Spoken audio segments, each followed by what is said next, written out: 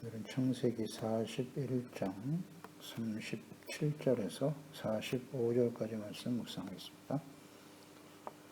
41장 37절에서 45절까지입니다. 읽겠습니다. 바로와 그의 모든 신하가 이 일을 좋게 여긴지라 바로가 그의 신하들에게 이르되 이와 같이 하나님의 영에 감동된 사람을 우리가 어찌 찾을 수 있으리요 하고 요셉에게 이르되 하나님이 이 모든 것을 내게 보이셨으니 너와 같이 명철하고 지혜 있는 자가 없도다.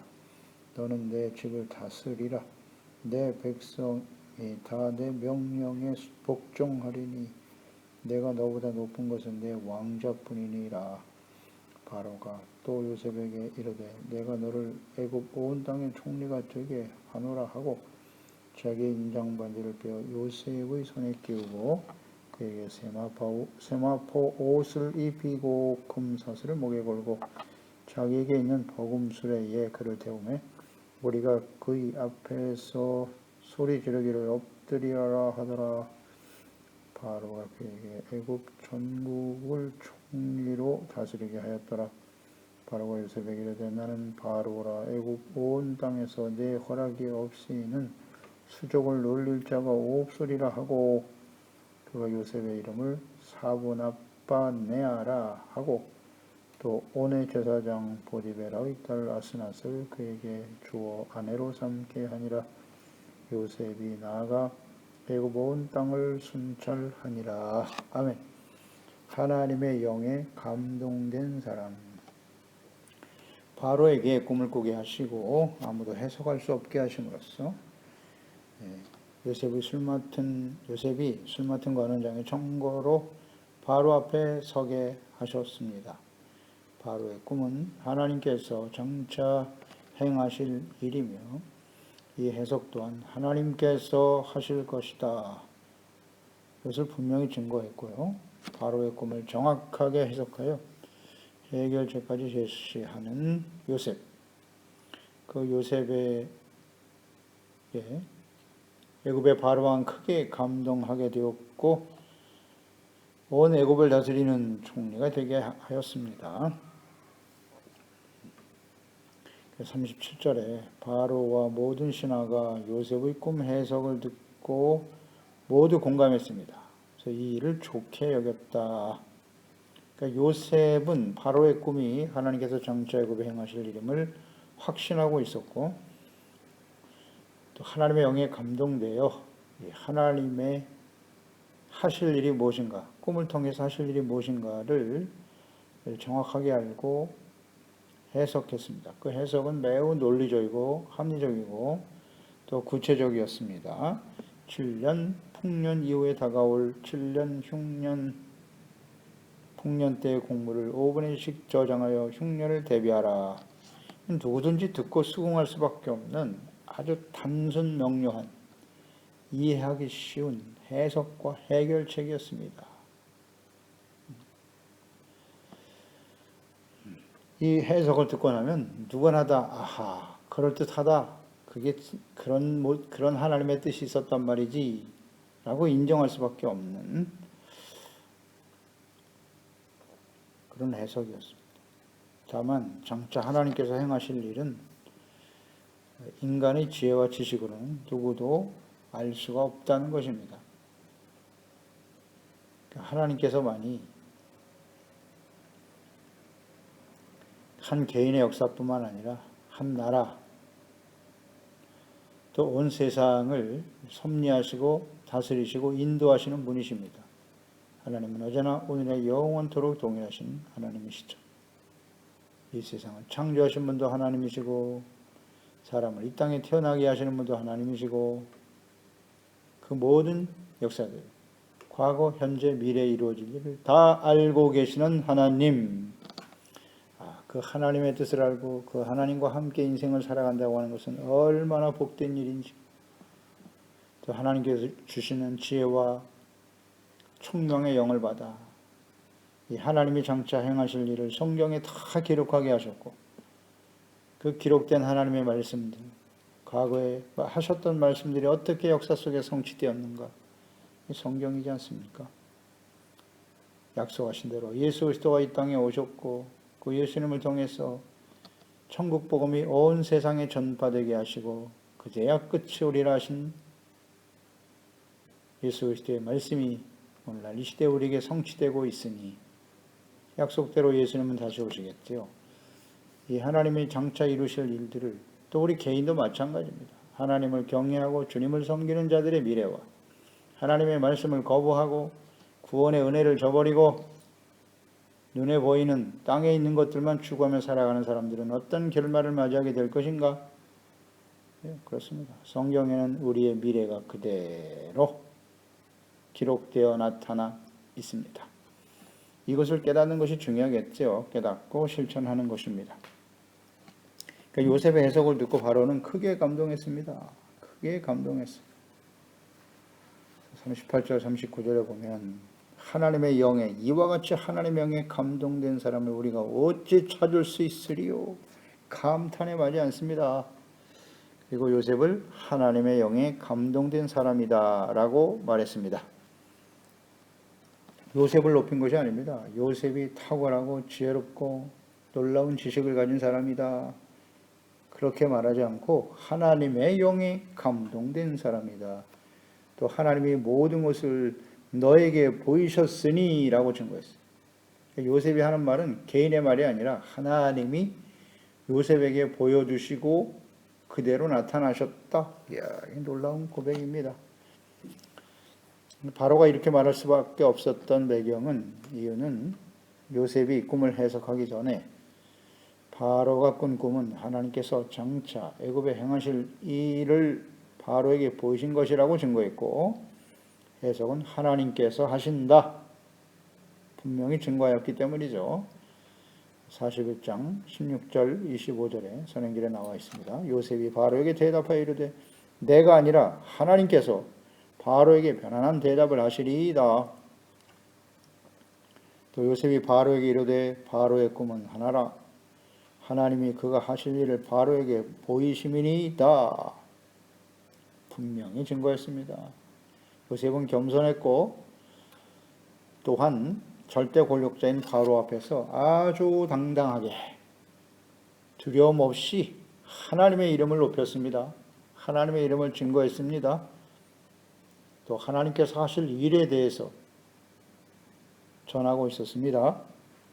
자신이 아닌 하나님께서 알게 하실 것이다. 이것을 분명히 증거했어요. 우리가 선행절에서 묵상됐듯이 이 절대 권력자 앞에선 히브리 청년 종이지 않습니까? 애굽 사람들에겐 이방인이죠. 그 권력자 앞에선 이방인, 히브리 종이 어찌 이렇게 당당할 수 있는가? 하나님을 아는 사람들, 하나님의 뜻을 아는 사람들, 하나님이 장차 어떤 일을 행하실 것을 아는 사람들, 하나님과 그 뜻을 아는 사람은 언제나 이렇게 당당한 것입니다. 그리고 그의 살아온 과거 이력이 정직하고 성실하고 충성스러웠고 하나님과 사람 앞에서 흠이 없는 사람이었죠. 그래서 이렇게 당당하게 설 수 있는 겁니다. 이런 거 묵상해 보면서 장차 예수님이 이 땅에 오시든지 혹은 우리가 개인적으로 인생을 마감하고 하나님 앞에 설 텐데 요셉과 같이 이렇게 당당할 수 있을까? 당당할 수 있을까? 참 부럽기도 하고 이 요셉의 모습이 또 부끄러운 우리의 모습을 생각하기도 합니다. 예수 그리스도로 말미암아 우리가 의롭다함을 얻고 하나님의 자녀가 되게 하셨는데요. 우리는 얼마나 그 하나님과 그분의 뜻을 알고 흐트러짐 없이 하나님의 구원의 언약을 이루기 위해서 참된 그리스도인들 하나님의 자녀로 당당하게 살아왔는가? 깊이 묵상해야 될 필요가 있습니다. 그래서 주야로 하나님의 말씀을 묵상하면서 우리의 잘못된 죄악된 모습을 벗고 하나님 앞에 의롭다함을 얻는 일, 이것이 계속되는 것이 얼마나 중요한가 좀 묵상해 봅니다. 예수 그리스도로 말미암아 하나님 앞에 설 수밖에 없는 저희들이지만 매일매일의 삶을 거룩과 성결함으로 지켜가는 저희들이 되어야 하겠습니다. 당당하게 하나님 앞에 설 수 있으려면 말이죠. 그래서 이 바로는 요셉을 통해서 하나님의 이름을 듣게 되었고 그 모든 일이 하나님께서 하실 일이라는 것을 알게 되었어요. 그리고 요셉이 이와 같은 일들을 아무도 해석하지 못한 것을 요셉이 해석할 수 있었다는 것은 하나님의 영에 감동된 사람이기 때문이다 라고 증거했습니다. 여기서 우리가 묵상되는 바는 바로가 증거한 대로 요셉이 하나님의 영에 감동된 사람이다 그랬는데 하나님의 영에 감동된 사람이라는 의미는 무엇일까? 하나님을 알게 하시고 하나님의 영에 감동이 돼야 하나님을 알 수가 있으니까요. 영이신 하나님. 또 그분의 말씀과 뜻을 깨닫고 알고 확신하는 사람이 하나님의 영에 감동되는 사람. 요셉처럼. 또 그 하나님이 하신 말씀과 뜻을 반드시 이루시는 신실하신 하나님이시다. 이 하나님에 대한 분명한 이해와 믿음이 있어야 되고 또 어떠한 시련과 박해와 고난이 다가와도 소망 가운데 인내하면서 항상 하나님 앞에서 경건한 삶을 지켜가는 사람, 이게 하나님의 영에 감동된 사람이고 이처럼 절대 권력자 앞에서도 당당하게 하나님과 말씀과 뜻을 전할 수 있는 사람, 이게 하나님의 영에 감동된 사람이죠. 그러니까 요셉의 삶이 하나님의 영에 감동된 사람의 특징과 의미가 무엇인가를 잘 보여주고 있는 것입니다. 하나님의 영에 감동된 사람들이 이 하나님의 꿈은 바로 아브라함에게 주셨던 언약의 말씀과 연결되는 것입니다. 복의 근원이 되어서 그 복이란 믿음으로 의롭다함을 얻는 것입니다. 하나님의 다스림을 받는 의롭고 거룩한 백성들이 하늘의 별과 같이 바다의 모래와 같이 많아지는 겁니다. 언약의 백성 이스라엘을 통해서 이스라엘이 복의 근원이 되어 모든 사람들이 하나님을 알고 경외하고 섬기는 하나님의 나라, 의의 거룩한 백성이 되는 것, 이것이 하나님이 주신 꿈이에요. 비전이고 하나님의 구원의 언약, 약속의 말씀이지요. 이것을 온전히 실행하기 위해서 하나님의 영에 감동된 사람이 요셉이란 말입니다. 요셉. 이건 요셉 한 사람의 문제가 아니에요. 왜 하나님께서 사람에게 하나님의 영을 이렇게 부어주시고 감동되게 하시는가? 그 의미를 깊이 묵상할 수 있어야 돼요. 요셉의 삶을 그대로 우리가 본받고 따르는 사람이 되어야 한다는 거예요. 그러니까 요셉이 대단한 인물이 아니라 하나님의 영에 감동되었기 때문에 이와 같은 모습으로 살아갈 수 있었다는 거예요. 하나님의 영에 감동된 사람이란 어떤 의미냐? 어떤 삶을 살아가게 되는가? 자, 그 이후에 요셉 이후에 보세요. 하나님의 영에 감동된 사람들이 이 구원의 언약을 계승하게 되는 겁니다. 쓰임 받게 되는 거예요. 그 이후에 모세가 그랬고 여호수아 또 사사들로 이어지죠. 그 마지막 사사인 사무엘을 통해서 하나님의 영에 감동된 사람이죠. 그리고 이제 사울 왕이 세워지고 다윗으로 이어지는 그 이후에 선지자들 통해서 하나님의 영이 감동되어 쓰임받게 되었고 그 선지자들은 결국 하나님의 뜻이 어떠하신가 잘못된 패역하고 부패하고 완악함으로 하나님을 떠나버린 이스라엘 백성들을 돌이키도록 하기 위해서 끊임없이 외쳤고 심판과 회복에 대해서 말씀했어요. 선지자들은 돌아오라 하나님께. 그러면 널리 너희를 용서하실 것이고 회복시켜 주실 것이다. 선지자들이죠. 결국 돌아오지 못할 그들의 모습을 보고 하나님의 아들 예수 그리스도 메시아가 이 땅에 오실 것임을 예언했고 예수님이 그대로 임하셨어요. 그러니까 예수님께서도 사람의 몸을 입고 오셨지만 하나님의 영에 감동되어 세례 받으실 때 하나님의 영이 임하시죠. 성령에 감동되어 사역을 감당하셨고 그 제자들 역시 그 이후에 모든 그리스도인들에게 하나님의 영이 임하였습니다. 하나님의 성령으로 충만하여 하나님의 영에 감동되어 주님의 사역을 감당하게 되었더라. 그리스도인 하나님의 영에 감동된 사람들 이렇게 우리가 연계해서 묵상해야 합니다. 하나님께서는 이스라엘 백성들이 부패와 완악함으로 바벨론에게 멸망당하고 결국 포로로 끌려가게 되는데요.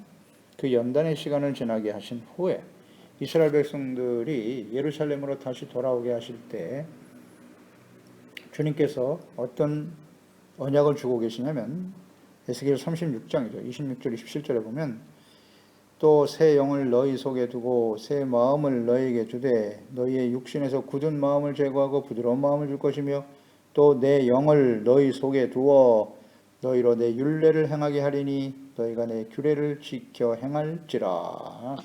에스겔서 바벨론 포로로 끌려가고 있는 시대에 에스겔 선지자를 보내사 그들이 연단의 과정을 거쳐 다시 돌아오게 될 때 연단을 지나게 하시는 이유가 무엇이냐?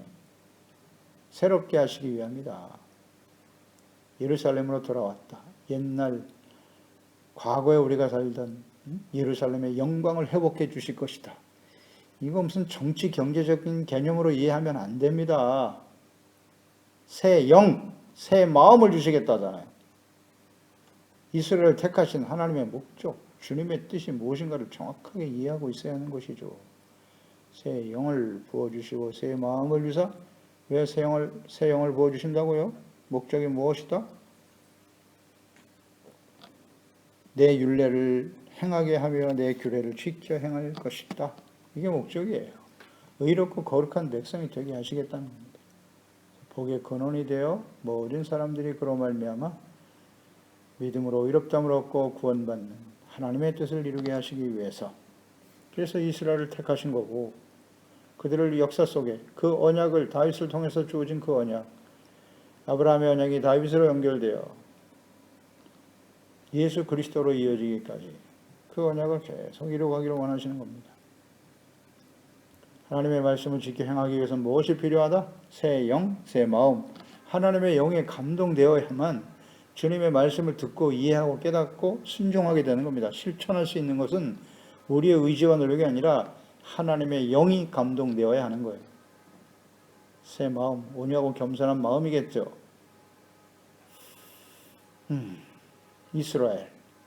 이스라엘에게 부어주시겠다고 약속하셨어요. 요엘서 2장 28절 29절이죠. 그 후에 내가 내 영을 만민에게 부어주리니 너희 자녀들이 장래일을 말할 것이며 장래일 요셉과 같지 않습니까? 하나님의 영이 임하면 장차 이루어질 하나님의 역사를 말하게 된다. 너희 늙은이는 꿈을 꾸고 너희 젊은이는 이상을 볼 것이며 그때 내가 또 내 영을 남종과 여종에게 부어줄 것이다. 모든 사람에게 하나님의 영을 부어주시겠답니다. 주님의 약속이죠. 그러니까 이 언약의 말씀이 예수 그리스도께서 십자가에서 죽으시고 부활하신 이후 제자들에게 임한 것입니다. 제자들에게.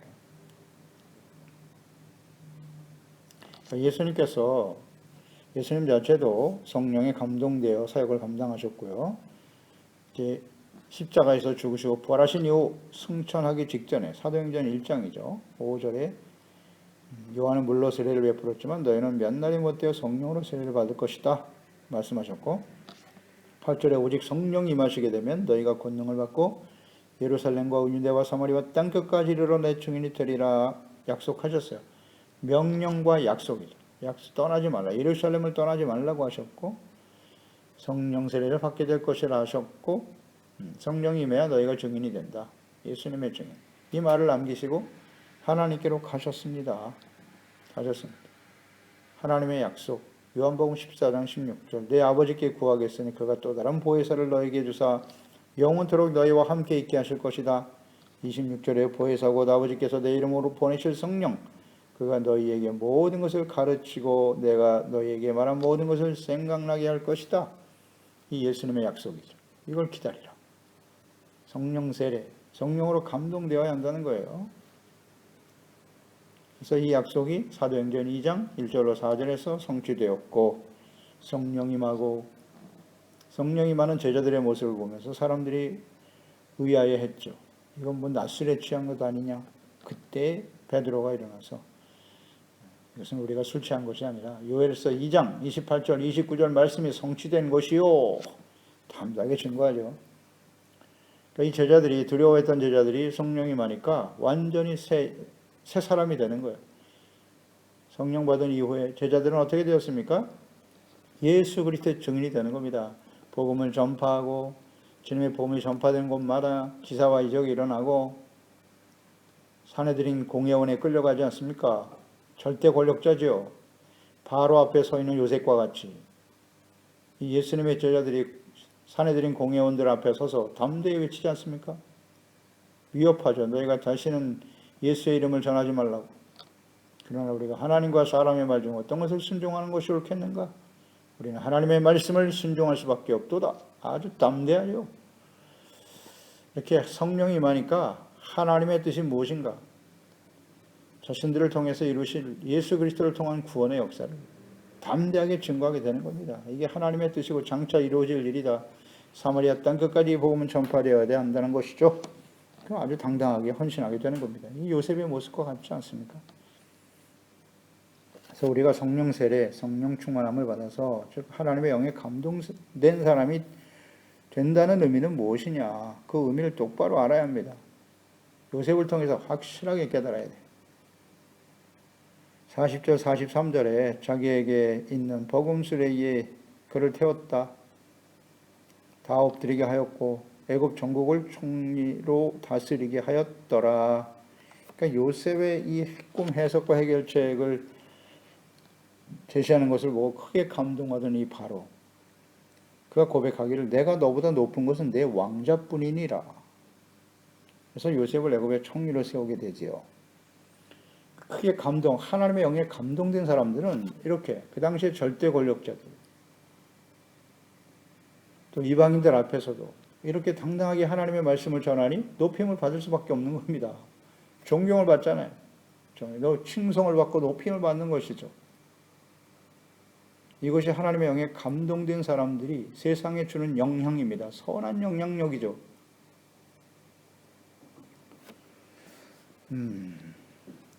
요셉이 총리가 됐다. 하나님의 영에 감동된 요셉이 총리가 됐다. 사람들로부터 높임을 받게 되었다라는 것인데요.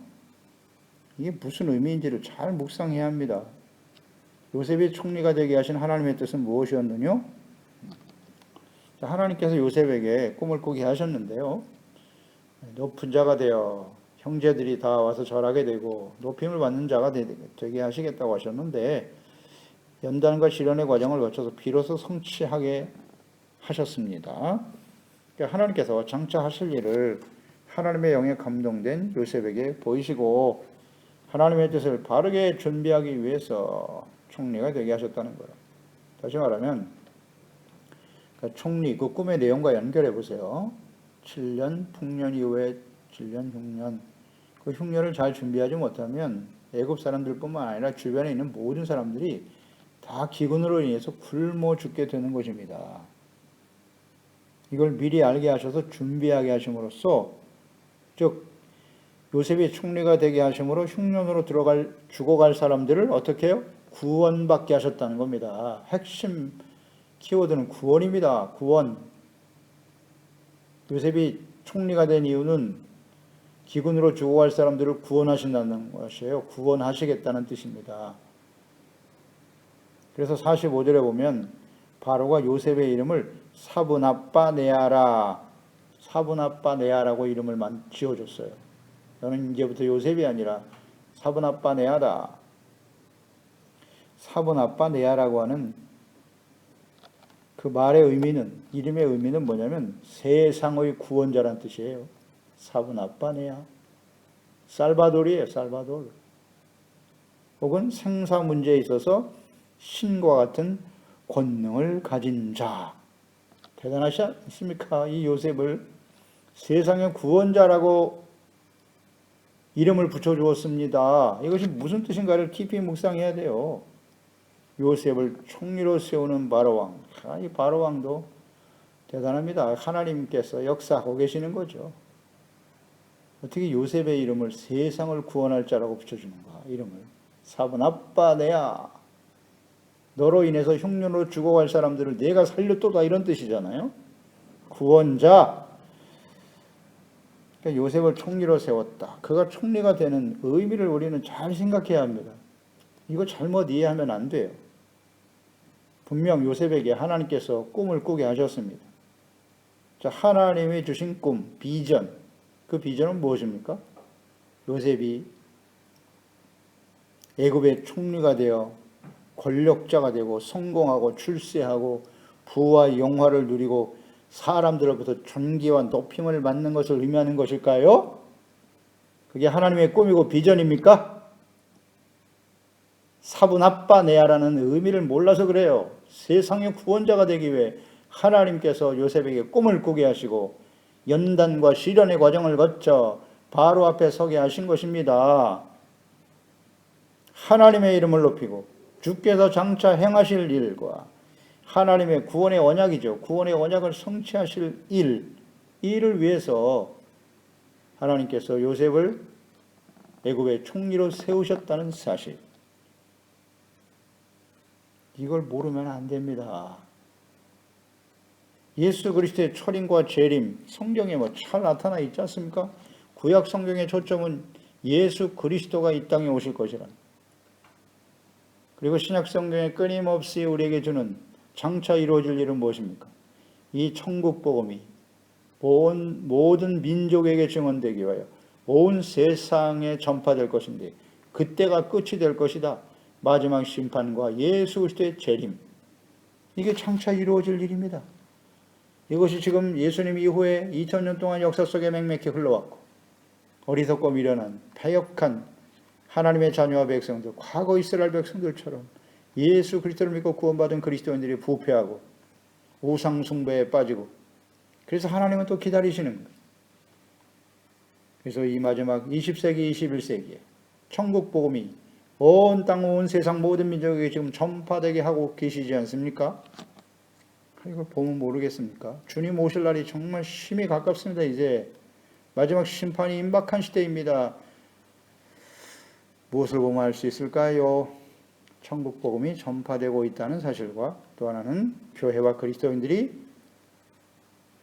세속화되어 부패하고 썩어가고 있다. 이게 증거입니다. 증거. 거짓 선지자들이 난무하고 예수께서 말씀하신 대로죠. 이미 세상은 악해요. 예수 그리스도를 거부한 사람들은 이미 심판 가운데 있다고 하셨어요.